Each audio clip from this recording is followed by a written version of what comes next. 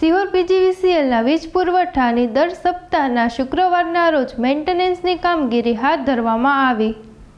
Sihor town PGVCL દ્વારા વીજ પુરવઠાની દર સપ્તાહના શુક્રવારના રોજ મેન્ટેનન્સ અંગે કામગીરી હાથ ધરવામાં આવતી હોય છે, ત્યારે આજરોજ સિહોર ટાઉન પીજીવીસીએલના ડે ઇજનેર પટેલ સાહેબ તેમજ કર્મચારીઓની ટીમ દ્વારા વીજ પુરવઠાની કામગીરી કાર્યરત કરવામાં આવી રહી છે।